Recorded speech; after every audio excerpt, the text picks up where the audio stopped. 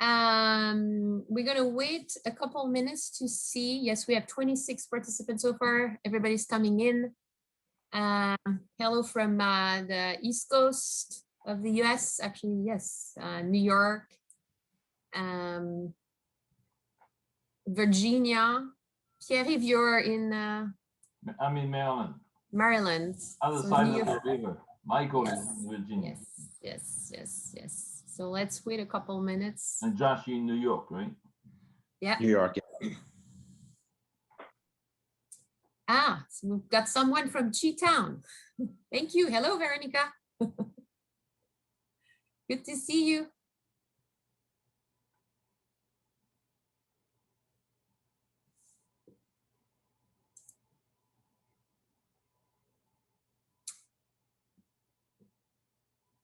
Okay, let's wait a couple minutes.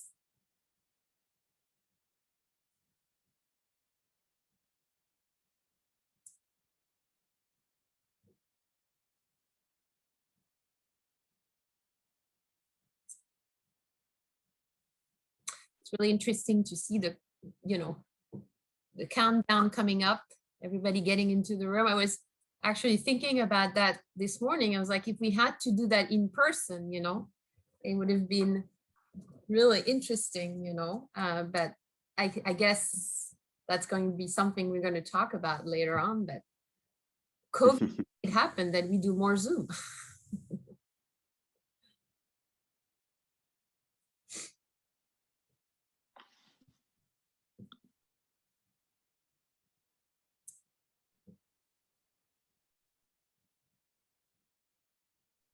It's,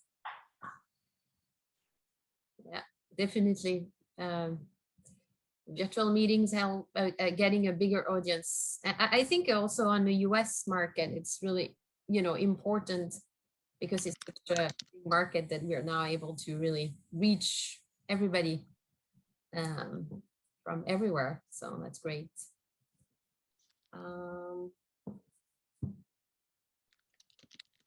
Let's wait a couple, 1 or 2 minutes.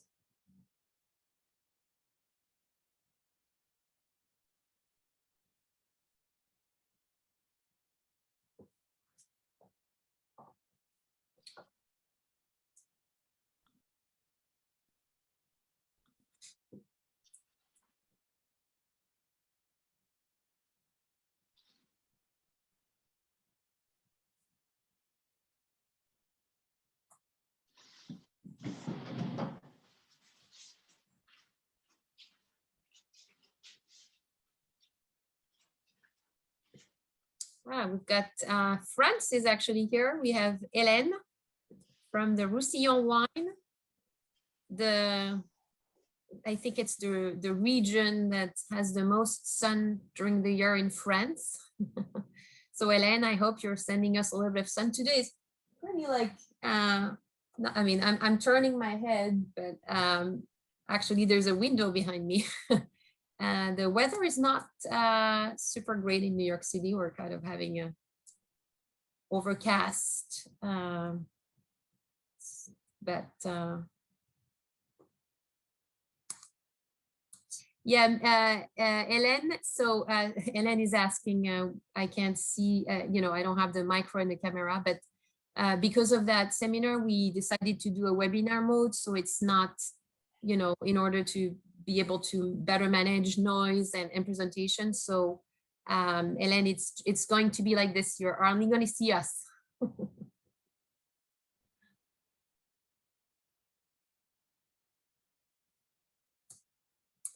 Okay, I think let's start. I think it's 9:04. I want to be very respectful of everybody's time and agenda.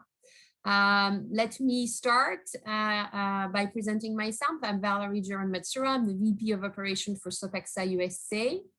I think everybody knows Sopexa, but I'll just say a very quick word about who we are.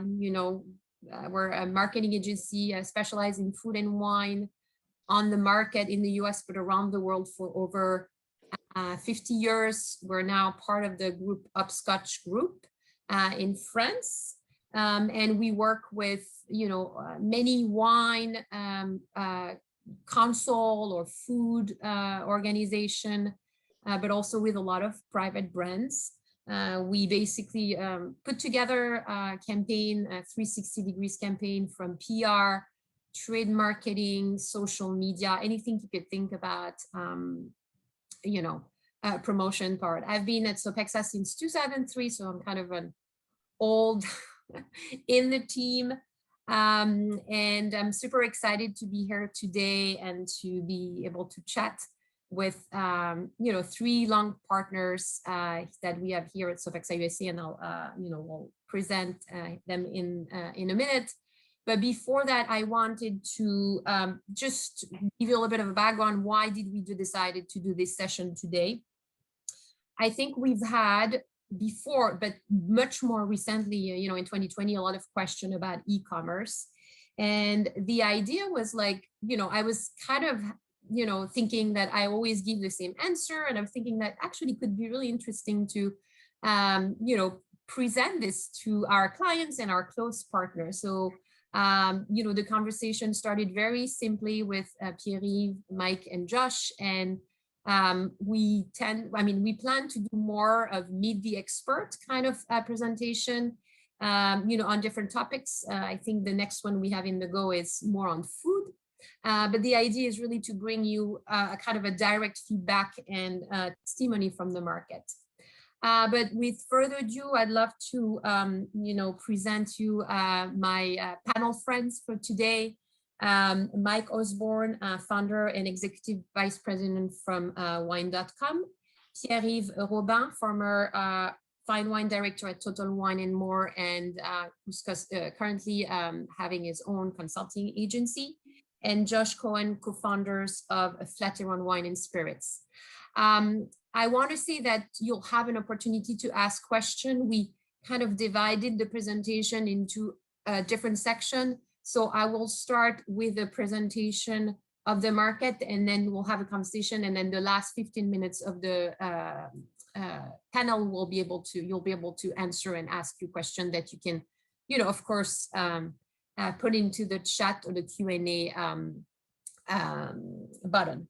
But before we start, I would love to let our three speakers just say a word about who they are, how long they've been on the market. I think it's we're very excited to be able to have them on board. So maybe I'll start with Mike. Good afternoon or good evening. I'm Mike Osborn, as you introduced me, and I founded wine.com in 1998. So frequently referenced as pioneers in e-commerce. It's we're a national business in the U.S., serving 42 states plus Washington D.C. market, and I'm happy to be here and provide my insights from what we saw in 2020 and what we believe is coming forward with the e-commerce in the States. Very good. Thank you so much, Mike. Pierre-Yves, your turn. Good morning, everyone. Pierre-Yves Robin. I've been in the industry for about 35 years, anywhere from the on-premise with large hotel chain, wholesale, import, and the latest with Total Wine and More, fine wine director for 10 years. And like Michael, the e-commerce is different in retail, obviously, brick and mortar, and we are covering 25 states. Very good. Thank you so much, Pierre-Yves. Josh? Good morning. I'm a relative newcomer compared to these two gentlemen. I've only been in the industry for about 16 years. I'm with Flatiron Wines. We're a brick and mortar retailer with outlets in New York City and in San Francisco, and of course with e-commerce websites for each of those shops. Very good. Thank you so much. So as you understood, I think the beauty and the interest of this conversation today is to really bring you very different opinions. So, from wine.com, who's fully online, to Josh stores that has really the independent stores and the online platform, to Total Wine, who's a national liquor store chain. I think the idea is to really show that not everything is the same, even though under e-commerce, you have only one word, but everything works in a different way. So before we get into the conversation, I wanted to take a little bit of time to kind of go back to the basics on the market very briefly, because I think a lot of you knows, but I'm going to share my screen and take you through a couple slides. So hold on. Okay, perfect. So I think it's working. Do you see? Yes, you see my screen, right? So the goal today is to talk about, yes, alcoholic beverage e-commerce in the US current situation and future perspective. We did a little presentation of, our speakers. What I want to talk today is a little bit about the market. So I think it's always important to remember that the US market is super big. Here, I like that picture because it really shows how you can actually put Europe within the US. So it's a large market with diverse, I would say, micro market. And you can't think about the US as one market, but as, more, different, a patchwork of them. Hold on. Doesn't want to go again. Okay, here.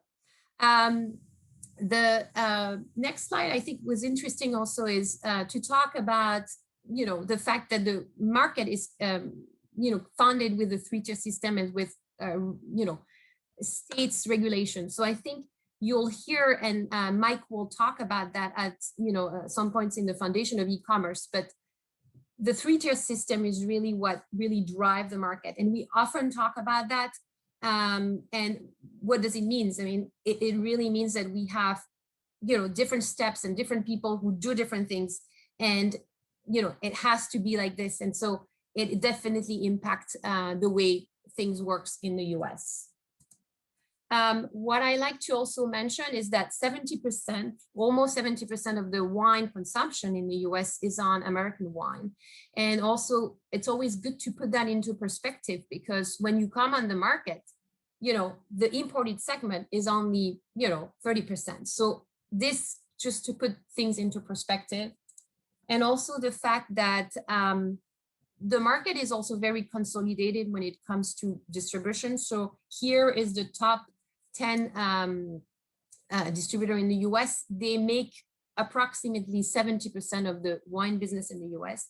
So also this has an impact as a brand when you come on the market on how, the product are actually landing into the retail side. 80% of the wine sales are done, through the off-premise section. And, the off-premise being, the third tier, so the retail aspect of sales. So it's really big. It's really an important segment that's very important.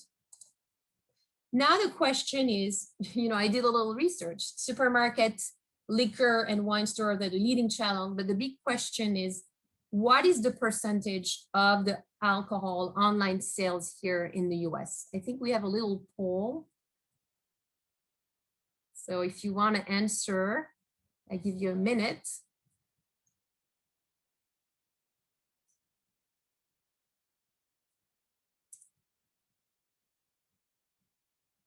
Okay, I think we can close, Melanie, the poll. Okay, good. Okay, perfect. So a lot of people think, 43%, 22%. Okay, so the question, the answer is, let me go, I'm going to close this. I'll kind of release the number that I have, but I have this quote that I really like about Rabobank. Estimates that the US online alcohol sales reached 2.6 billion in 2019, which was growing 22% year to year. Despite the strong growth of e-commerce sales, the penetration of the online alcohol category remains very low. And, it's still small compared to the brick and mortar parts. Rabobank was estimating that it was actually 2.5% in 2018. And I was reading a report from the Silicon Valley Bank that basically projected this number would get to over 22% in 10 years. So that's just to give you an idea. So it's kind of hard numbers to get, but you know, it's still, you know, a relatively small part. Everybody's talking about it, but it's definitely going to grow. So the idea here is to really kind of give you an information on, you know, alcohol online sales. What is it? It's not only just a website where people come and buy wine. There's a little bit more of a complexity into that channel. So today I'm going to talk very briefly about 4 categories. So those categories have been done by Rabobank. They kind of evaluated, you know, the market share of each of those categories, and they are basically the 4 categories that comprise e-commerce. So we'll have online grocery, alcohol marketplace, direct-to-consumer wine, and online liquor stores. So let me start with online grocery. So the online grocery, as you can see, is $285 million. It's, you know, all the supermarket, the supercenter, the warehouse club, you know, BJ, Sam's Club, and, you know, Whole Foods that sell alcohol directly or through like Instacart. According to Rabobank, there's still a lot of work to do on that channel, even though there's a large, you know, they really picked up. You can see, you know, grew 115% year to year in 2019. But there are a lot of elements that make that channel a little bit slow in terms of development. The first one is that not all the grocery channel actually sell wine online. It's really interesting to see that Walmart, you know, only offers, you know, like they have grocery delivery in over 1,100 stores, but only 20% or 18%, I would say, of their stores, you know, have wine and alcohol delivery, which is approximately 200 stores. Costco also, for example, it's very interesting, is one of the largest wine retailer in the US, did not start selling alcohol until 2019. So people are kind of a little bit late in the game. But I think there are a couple reasons to explain this. The legality issues of things. You know, it's kind of interesting. You know, if you look at how many states allow, for example, the click to collect or a third-party delivery, you can cover almost all the US, but there's a lot of state regulation that kind of slow down the process. So I think that's why also it's, you know, kind of slow down those channels, because they focus first on their food or other product before they get into like the more complicated legal aspect of things. On the marketing side, I think also there's you know, a lot of high regulation when it comes to alcohol brands. You can't advertise on those supermarket websites, and so a lot of people don't know that you can buy online, and I would say the communication stays really within the store. So it's also something really to take into consideration. I also think, and it's really interesting, I was kind of browsing some website when I was doing this presentation.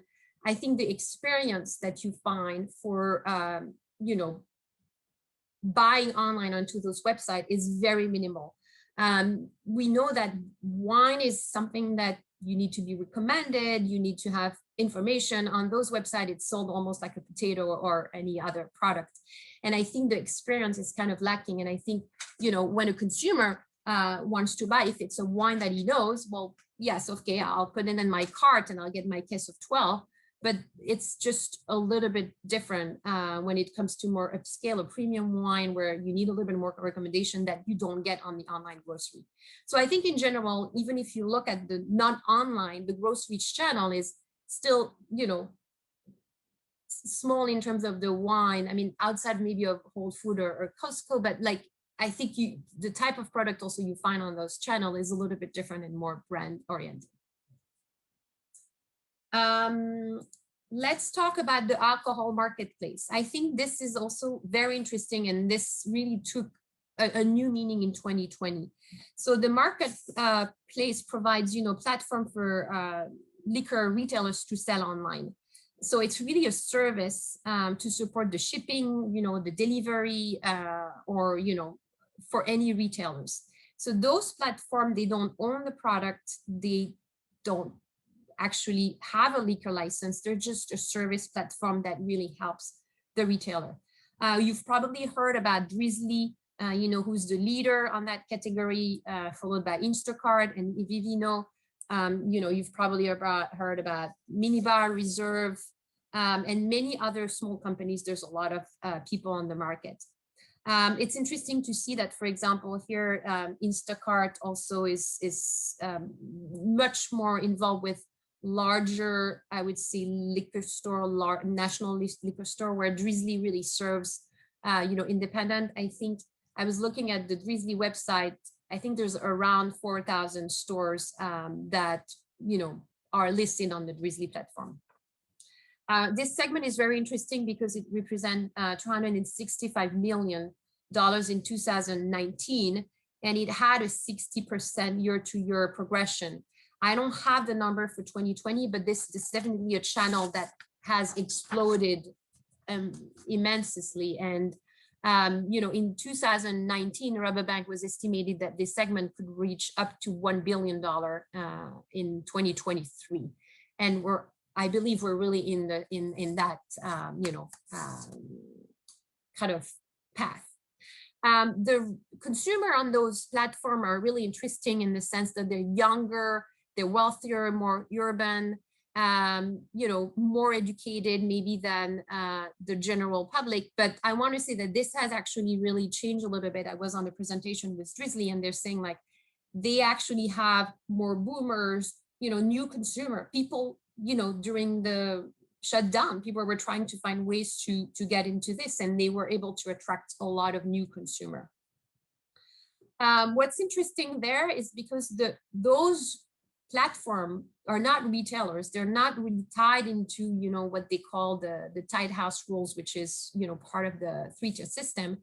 So they have more flexibility when it comes to advertising. I think a lot of brands have actually, in the spirit sector, have, embraced that segment to really push their brand, because it allows them to kind of have a direct call to action, on where to buy the product, within, independent retailer, which is actually a really great tool for brands. I would say that the difficulties here with Drizzly is that the investment to be part of that platform or to advertise on that platform is pretty high. We looked into that for our clients, during the pandemic, and unless you have a 6-figures number budget, it's really hard to get the attention. So I think it's really a segment that's very interesting, and that will really take, I would say, it's really part of what we do today, what we'll have today on the market as, the important partners into that. And it's really big when it comes to the wine category as well. Let's talk about the direct to consumer. I'm not going to go too long on this because it's more for domestic ones, but it's always interesting to talk about that. So what is the direct to consumer? It's basically all sales that are done without a distributor. So, wineries in America. So the D2C, how they call it, is $950 million US. It increased 9% year over year, in 2019. It's basically the DTC is for consumer that have visited a winery or tasting room, or who are part of a wine club.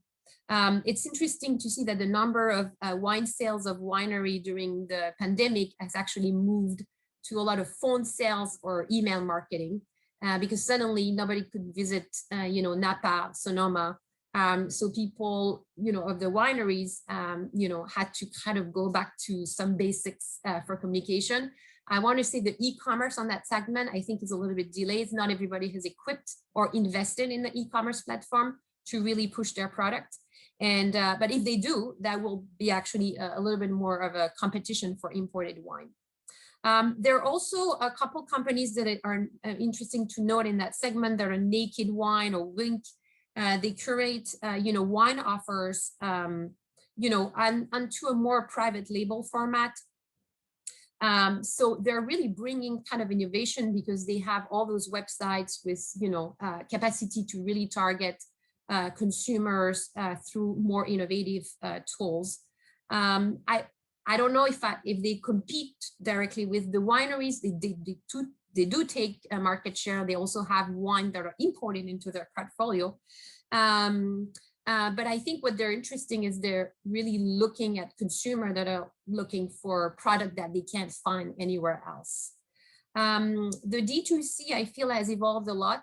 We've seen a lot of changes in, the last years, 5 years, mostly because of the shipping flexibility. There were some rules that helped the D2C.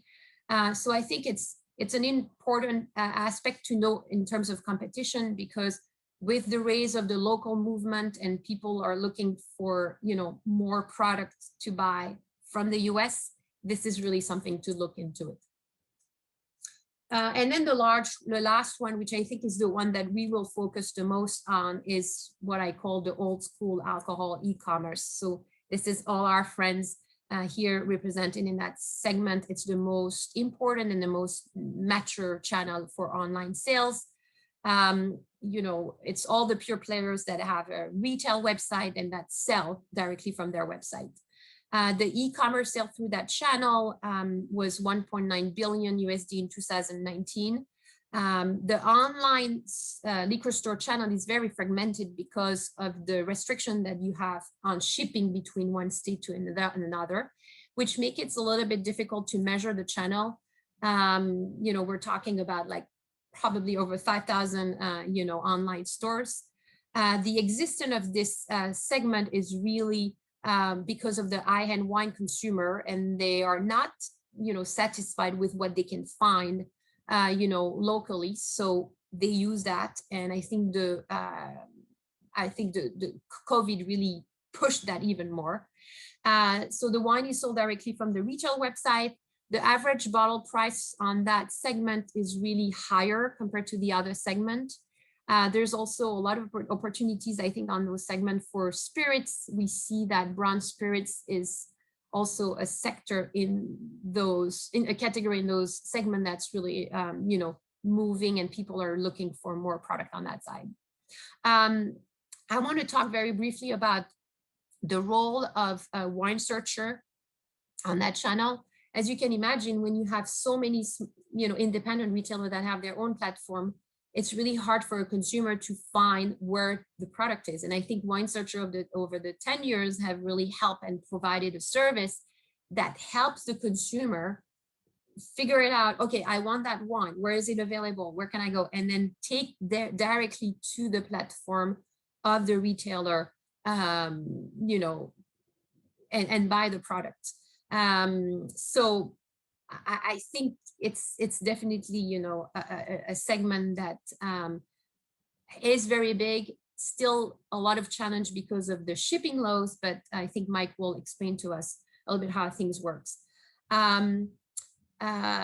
There are a couple, I would say, brick and mortar retailer that have been able to really built a national visibility, like Sherry Lemon, Astor, or KNL. But I feel like on that segment, wine.com is really the leader into that category because of the fact that they can target consumers that are everywhere in the US. When it comes to other, platform, it's really interesting to see that Amazon, for example, who's very big at, creating category online, like book, like who doesn't buy a book on Amazon? But on the wine side, I think they were very delayed.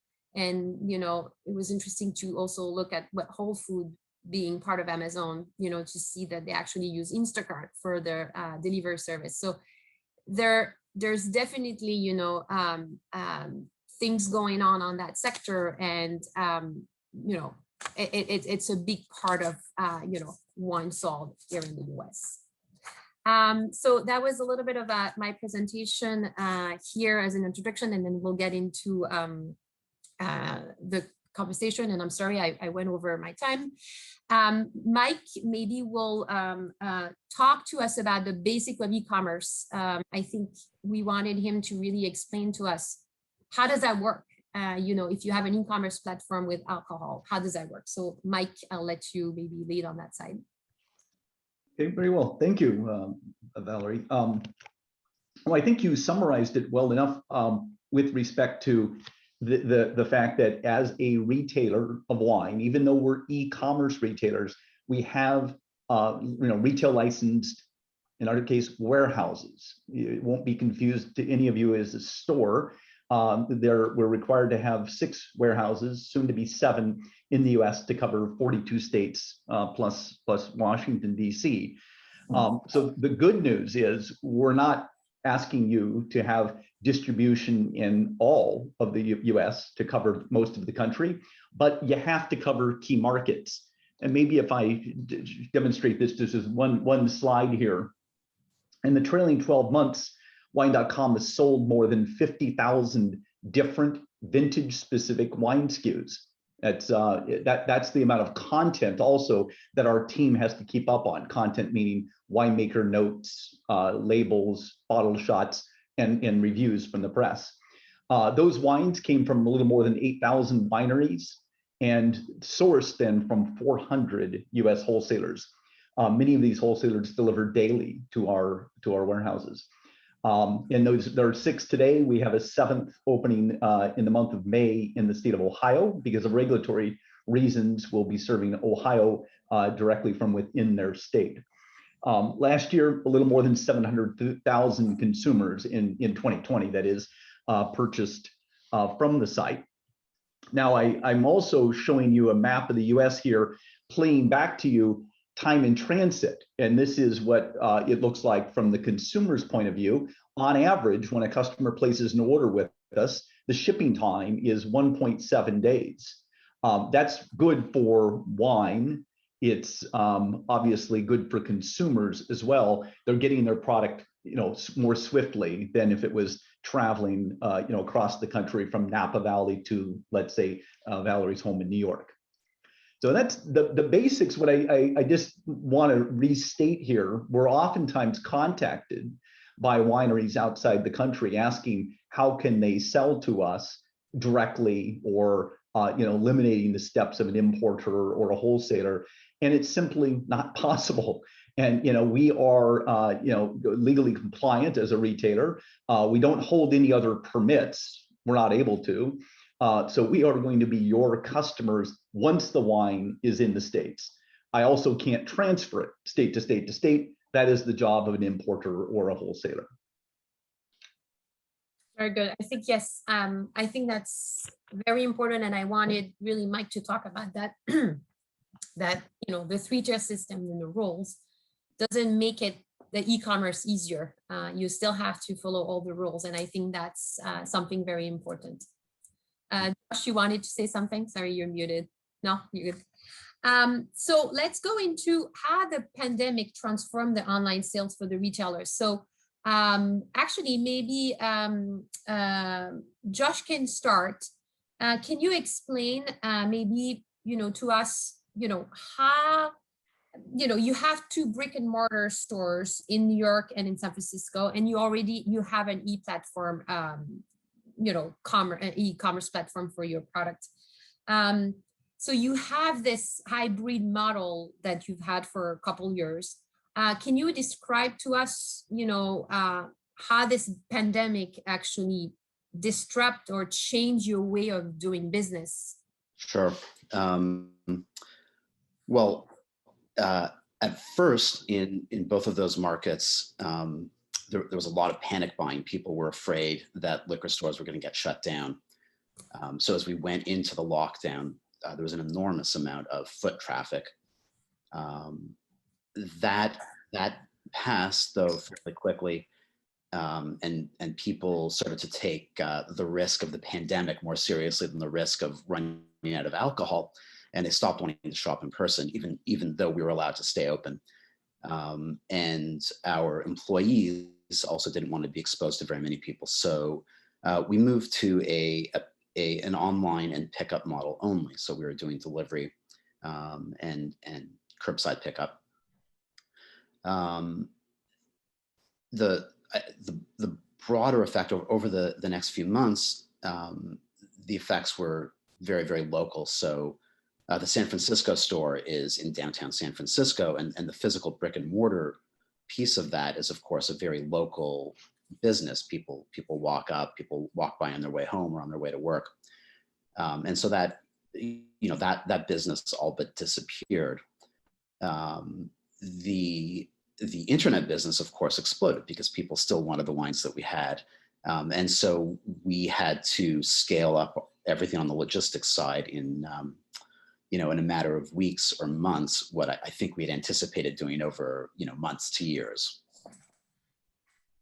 When you say scale up, like you had to hire new people and Yeah, well, yes and no. There was much more of a shifting of responsibilities. We didn't need people to work on the floor anymore, but we needed a lot more help preparing email offers, managing the website, dealing with the picking and packing and shipping, all the issues that come from that. I see. Pierre-Yves, do you want to talk about your experience and what you know from Total Wine? I think Total Wine is still in a lot of states that were not so much shut down, and there was still a lot of activities. But I would love you to explain, maybe to our audience, how does the online aspect of Total Wine works? Because we're not talking about a national online platform, but more state-driven. Can you explain a little bit about that?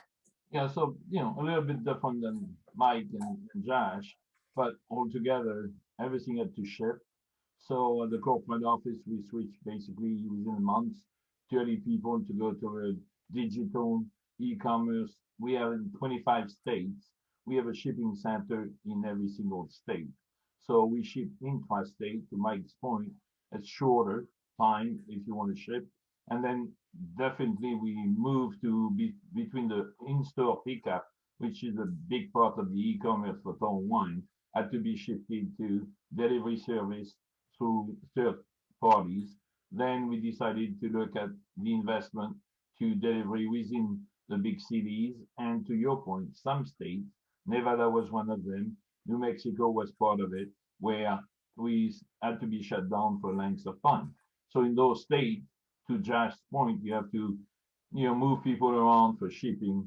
And then one other thing I think for all of us, and I don't know if Mike and Josh saw that, but as the pandemic went on, some of the issue of other shipping things which affect e-commerce can be packing supplies, can be cardboard cases, all these things.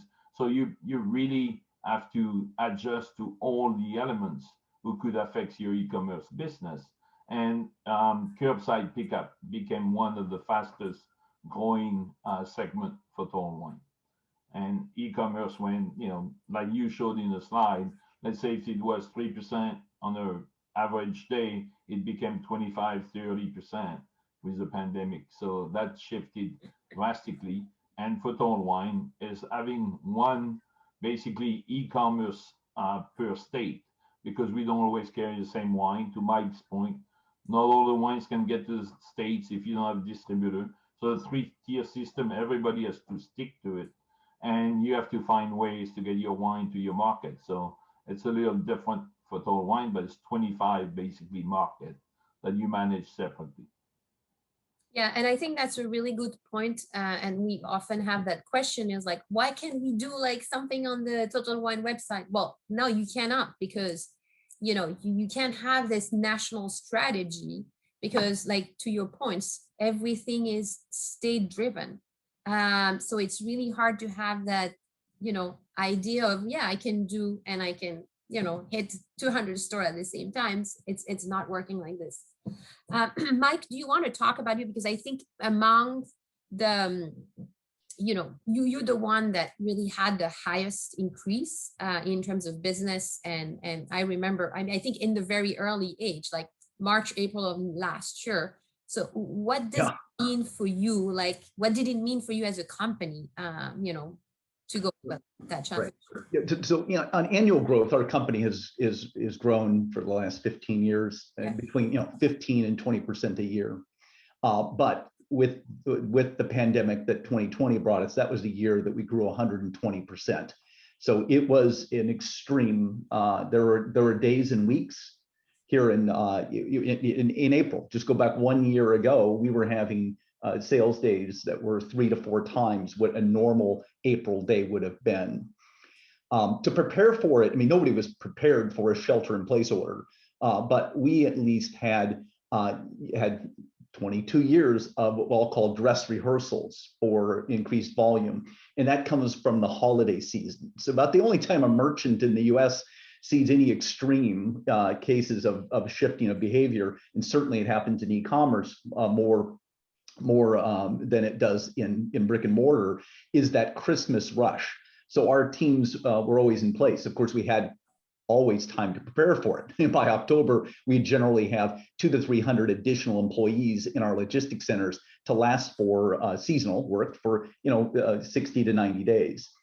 By last March, of course, that team was back into their conventional roles and had been dismissed. And so the first thing that happened in mid-March in the US was our human resources department re-engaged a lot of those employees to return. And that meant hiring nearly 400 additional staff members, primarily again in our logistics center, with the importance being, unlike the last holiday when they could be kind of bumper to bumper around the warehouse, we had to distance, just as you would expect, with proper gear and with protection. And at the same time, the only way you can get that volume through the same footprint being distanced is to run the warehouses 24 hours a day, 7 days a week. So we went to shifts. That's a new muscle. Or at the holidays in the years past, we were accustomed to running 2 shifts a day in most of the country. Here we are running 2 shifts everywhere and 3 shifts in our largest markets. So those muscles had to be learned, and new techniques, new management layers, and that really put the burden on the team in our operations group, which that's combined with customer service, which were already remote for several years. So our live chat sommeliers have always been home office, and we went to a soft phone network, if you will, for customer service. Those folks who would call us, they were never in a central call center for several years. They were on soft phones. So that was all very helpful in being prepared. And but we didn't ask for a global pandemic to bring on e-commerce. It was a trend that was already happening. It just brought it forward. It pulled forward a lot of growth, and a lot of that growth is pulled forward because of awareness. Frequently we're asked the number one reason for the growth, because we also did a lot of work in advertising and marketing the business, doubled our marketing last year over 2019, and that was to make the awareness even stronger. But I think it was quite possible that folks knew somebody in their family or a neighbor or a friend was buying wine, but didn't know how permissible it was. And it wasn't until state politicians and governors would be telling you it's perfectly fine to buy wine online, and that news getting spread by media and by a lot of politicians describing what you could do. Finally, consumers knew it was permissible. They weren't going to be bootleggers, if you will, shipping wine around. So I think that there's more to come in this growth. And you referenced the Rabobank report, which again pointed out a year and a half ago just how awareness was so lacking in this category compared to other hard goods categories. Yeah, that works. To Mike's point, for example, the shift, total wine, same thing. We end up having night crews. You got 500 orders coming through the e-commerce channel and digital. And Michael mentioned it. You have to be even more on key as far as information, vintage, what's correct by market. So all these details are taken care of, but you need more people. You need everything to shift so fast that, it ended up being, overnight shift in a lot of big market. So you could satisfy the pickup orders, which started as soon as you opened. That I think Michael also mentioned that when people found out that wine was potentially easy to buy online, the amount of people who ordered, after hours, but they were expecting you to be ready first thing in the morning, really changed the business and the way you see customer service and how much attention you need to pay to it. That's a really good point. I feel like a lot of the time, again, like I was saying at the beginning, people think, well, I'm going to have my wine on the website and that's all, and it's going to be selling. But I think there's so much more. I was referring earlier about the online grocery, the fact that the way they sell wine is very dry. And I think I'd love to actually have your insight. That's going to kind of a lead way to, the marketing aspect of things, and the marketing of opportunities for wine brands. I know that we've worked with you a lot on that in the past, for different of our clients. But could you maybe Josh, can you talk about how do you actually decide if a brand can be highlighted on your website or pushed into a communication plan and that side of things? Yeah. So our customers tend to be people who think of themselves as not just drinkers, but people who are interested in learning about wine. There are a lot of people who would consider themselves foodies or wine geeks, or aspiring wine geeks. And I'm sure that this is also true of people who shop at Total and at wine.com, but they come to us very often looking for a story. And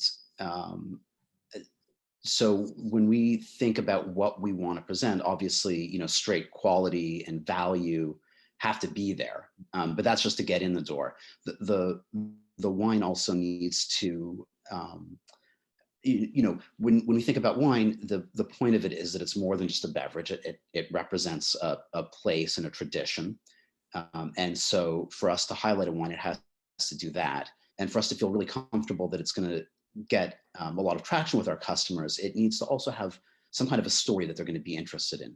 So we love working with our importers and with producers, and also with regional organizations to uncover the stories that they have to tell that will work for our people. So very content driven. Yes, very content driven. So some of that is literal content through email and website channels.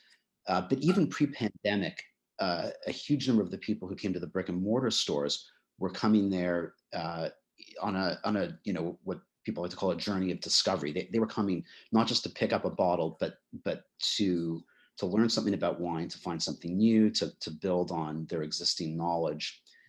Our locations in New York and San Francisco have made us sort of coming together point for a lot of people in the food and wine trade. So we have a lot of sommeliers from restaurants, a lot of wine writers come and hang out in the shops and taste wine with the team, the buying team, and just chat to see what we've discovered. And so the content has also been a very important thing in the face-to-face business pre-pandemic, and I'm sure it will be every bit as much once this is behind us. Mike, do you want to talk a little bit about your strategy in terms of marketing? Because I think on your website, and we often talk about that you basically have very large categories of imported wine, but also domestic, very branded wine. Like, you're kind of the ideal platform because you basically have almost everything. How does it work in terms of marketing? And what is it that, how do you work with brands for the marketing aspect of things that are listed on your website? and you're right. The assortment is massive, and that is kind of what we believe was table stakes in e-commerce, especially with the discovery tier of wine.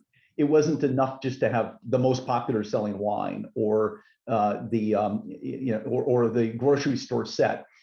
There's plenty of opportunities to buy that in the US, but it's that, how do you get to selling 50,000 unique wines? You offer the world of it. When you offer the world, I'll share one more little chart because I think it's interesting to contrast what you mentioned earlier on, Valerie, about 30% of wine sold in the United States is imported wine, 70% is domestic, primarily California. That's the industry. That's the broad market industry. When you give customers choices and you don't make choices ahead of them, you give them choices across the board, what you find is an approach that our customers prefer imported wine to domestic. This was not a 2020 phenomenon, although I'm showing you 2020 stats. This has been the case since day one at wine.com. It's actually been more like 50-50 every year. And so last year it tipped their hat even further to imported than domestic. So I'm showing you on one side ours, the other side what Nielsen reports. And then to that end, I know there's a lot of the audience is representing French wineries here. We also, got a well over index in France and in a way that's probably more pronounced. In part, that slice is a revenue slice, which gives you a chance to see kind of what Bordeaux Elite does in Champagne, of course. But we have long thought that high net worth, college educated consumers, they know the globe, they want it, and they've traveled, and they want to taste it when they return and when they're here. In so many cases, the U.S. wine merchants, and I'm really referring to grocery and where a lot of wine is sold at box retailers and grocery stores, they don't give you the world of wine the way that the merchants here today are talking to. So we're at the extreme by offering a good balanced approach between domestic and imports. And when you do, consumers respond. Pierre-Yves, do you have a comment? I realize it's already 9:53, so I want to be very. I'll go quickly. I agree with Josh and Michael that selection, stories, information behind the wines. And Michael just pointed some. Don't forget, lockdown, less travel. People want to travel through wine, okay? And what makes you travel through wine better than global offering, not cornering the consumer? And you can do curated selections based on varietal. And Michael just pointed a chart that has been like that for the 10 years I was told wine import is stronger than domestic. But the other part, when you look at the common market, Chardonnay is the #1 category in a country. Italy is bigger than France in volume and what Michael showed, exactly what I experienced for my 10 years. France was way above Italy. So the curated things, and South America has taken some share. So I don't know Josh's point of view, but same thing. The people who have good money and want to experience wine challenge themselves to find the proper retailers, the proper, I would say, people who bring them the most joy in experience, in discovery. And the three people on the panel are part of that movement for the US. And I think if we keep on going like that, wine from all over the place can really get some presence. And the market of it is there. It's for us to convey to the consumer that we can, 50,000 wine for Michael. Total Wine carry 8,200 wines, but if we count single vintages, we may be at 24, 25,000 wines. Everybody can look at it differently, but all three of us bring to the consumer what they are looking for. And I think that's where we need to challenge ourselves, all the way down to the producer, the importer, the distributor, and Sopexa, all the other associations who want to put wine forward. I want to say that because I really want to convey the message that, if you want to be on the platform and support or advertise, I think it's very important to work hand in hand with the retailer. you know, it's not, you're not going to put a page of advertising into a magazine. I think what's very important is to really work, the content strategy is very important for a region, for example, to be able to work with, you know, I don't know, Mike's, the wine selection that he has on the website, or Total Wine, you know, the different producers. I think that's, you know, it's not a one way you pay, you advertise. I think it's really a way that it has to work in terms of a partnership. We have a couple questions, and I'd like to actually go through them just to make sure we are you know, answering the question. For Michael, what type of digital marketing metrics will you offer to suppliers who want to campaign with you apart from sales? As the digital marketing tools get more sophisticated, we should be able to track and have a better ways to measure results to improve campaigns. Yeah, it's interesting. Of course, we do and can help provide wineries, you know, quick, easy access points to their homepage at wine.com, if you will, in the selection of wines we have from them, or for regional organizations, if it's all the wines from the Roussillon, you know, we have you know, navigation that just helps you, you know, get that assortment whittled down to an area. For campaigns like that, we always support providing traceable URLs that would give us readouts on orders, new customers, important to us. But and of course sales was referenced, but the funnel of getting consumers in and through to a purchase is brutal in e-commerce. And so part of this is to help suppliers and wineries and trade organizations understand it takes a lot of people into the funnel who are going to learn and read and study an environment, a new region or a new variety for them perhaps to make that purchase. So it takes a lot of top of the funnel consumers in. One of the reasons why you wouldn't hear us bringing you programming like this or say, hey, run a campaign, is because as a licensed retailer of wine, you might understand the states do not allow for any marketing dollars to be spent. So market development funds or cooperative advertising are just simply not permitted in the United States.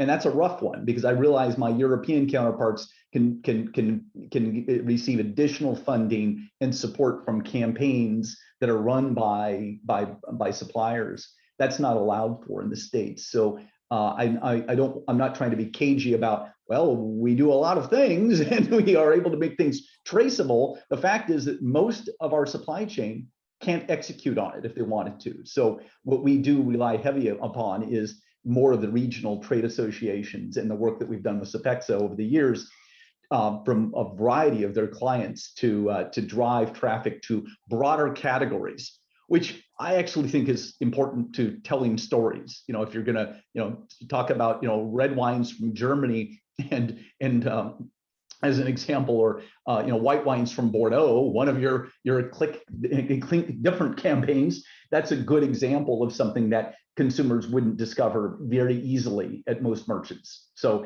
those kind of campaigns make perfect sense for us, and I believe all boats rise with the tide. But if you're an individual winery saying, how do I do that with you? You're in for a shocker when it comes to our liquor laws in the United States. The wine and spirits laws are very, very structured. There was another question on, sorry, it's another question for you, Mike. How's the process to have a wine listed at wine.com? Is it a wholesaler offering it to a wine.com buyers? We typically, your importers in the US will certainly, almost all of them will have a counterpart in our company, a region that they're familiar with, a buyer at the company who's been working with that region or that area. So importers are probably your first line of fire. Since we have, I disclosed earlier, a little more than 400 wholesalers are delivering to us on at least a weekly basis. We're covering all of the stocking wholesalers in the States. Something that we don't probably do a very good job on because of scalability is anybody who just clears wine, a wholesaler that's really just a paper shuffler, is not very compatible to us, because we need that work is important for some, but in our case, we need product to be in all of our markets to cover the entire country. And that's really the job of a traditional wholesaler. Somebody, and a wholesaler by definition, somebody who is taking inventory risk into their four walls, selling it not just to wine.com, but selling it to other merchants and restaurants alike. That's the kind of relationship that we have. If it's a paper wholesaler, and there's plenty of them that exist, they just don't exist very well with us. Okay, we went a little bit over time, but I would like to conclude with a couple, like maybe all of you just saying a word. My feeling, and you know, when it comes to the future, we were wondering, like, is it going to stay like this? I really feel that the trend of buying online alcohol is definitely going to stay here. I think consumer had a year to really use and get used to it. I was mentioning earlier, Drizzly seeing more, you know, older generation buyers getting into those platforms to even study what's available locally. So I really feel that this is, Michael, you made a point of like the e-commerce existed before the pandemic, but I think it forced everybody to really act much faster and embrace new things to do it. So I'm very convinced that this is a channel that will continue to evolve and continue to really, you know, be part of the way we sell.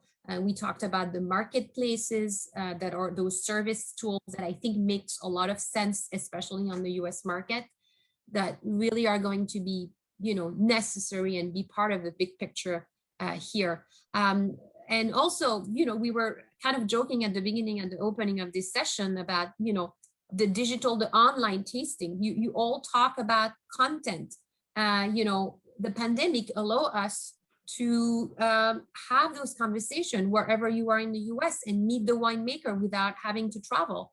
And I think a lot of people will continue to use this. You know, I know you all on your platform do a kind of IG live or, you know, meet the winemakers things. I think this is going to be really an element that's going to be even stronger in the future when it comes to promotion and education. So maybe as a closing word, if you guys could just, you know, give me your insight or your feedback, what you think about that. Yeah, I mean, I totally agree that this was a category that was on its way for growth, and what we did was we pulled forward, you know, maybe a year and a half of that growth forward into the lane. This was not a fad. In the States, there were fads that happened during the pandemic, like bread making machines at home or ice cream making at home. These were things that were done because you're stuck looking for new hobbies. Wine and beverage alcohol being purchased with e-commerce, it was on a natural progression. So you know, I'm solidly in line with your comments there. I also think that you know, pivoting to live stream tastings or virtual experiences, it's a far better experience to meet a winemaker than it is a 1 ounce glass in a, you know, at a public event where you've got about a minute or less of interaction with a winemaker. I never liked those sessions. By running online events where, you know, we typically have 3 guests on each of our programs, you know, getting 15 minutes to tell their family story, their winery, you know, sharing their wines firsthand. These events have been very well received by consumers. So those are 2 opportunities that I think that technology enabled, but are really good ideas regardless of a pandemic or not. Yeah, hey, Josh, do you have a word on that? Sure. I agree with all of that. I think that there are other segments of the people also want to shop in person. I think Mike is right that there's something very special about the opportunity to spend some quality time with somebody through Zoom in a way that you know is just not feasible in person. But I think that there's also a real value to a genuine face-to-face conversation. And I think a lot of people are suffering some Zoom fatigue. And we're already seeing a lot of people come back to the shop. I think, you know, it's an open question to what extent, where things rebalance. But there's no question in my mind that people like face-to-face interaction, and there'll be a rebound there. I think it's a really interesting point for New York, because New York only has independent liquor store, selling wine, where you really have that service and that thing. So I think in New York City, it makes a lot of sense. Yeah, but there's that culture of sort of boutique service with broad selection also in California, and you see it in more and more in Chicago and Illinois and in other markets. So people like people. Pierre? Yeah, but I think, it's kind of, same Michael and Josh pointed out, from Josh's point of view, foot traffic has picked back up in stores, but because of virtual tasting and all that, to Mike's point, to get more time in one way with a winemaker or the presentation, we have classroom in most of our stores, and the vision down the road is how you get a smaller classroom. And if you're doing classroom, it could be virtual tasting with people being in the store because they want to be with other people, social distancing as we need it to be done. But it could still be a small gathering legally and, a virtual tasting. So you can use both, I think, to the advantage of e-commerce down the road. And I think e-commerce is there to stay and grow. And we all have to adapt and make sure we are ready for what the consumer is asking for, because the consumers are sponges for information, and sometimes you think you gave so much information and they even want more. And the upper end consumer, you mentioned the average price of a bottle online. I talked to Mike briefly and Josh earlier. It's amazing when you look at the high-end categories, the growth in the market. So you go from the everyday wines to the top level wines, and I think people are excited through the e-commerce platforms. Very good. So I think we're gonna have to close on. I want to say that 2021 is definitely a year of celebration. We were looking at the numbers of champagne and sparkling. I think definitely it's going to be an interesting year on that category. I hope this presentation was useful for you guys. I mean, I know it's a lot of topics to cover over an hour. I hope we were able to at least provide you with some information. Thank you so much, Pierre-Yves, Michael, and Josh for taking the time to be with us this morning. And let's meet again for another topics. I have other things in the pipe. So looking forward to have another conversation. Thank you again. Thank you. Thanks, everybody. Santé. Santé. Thanks, everyone.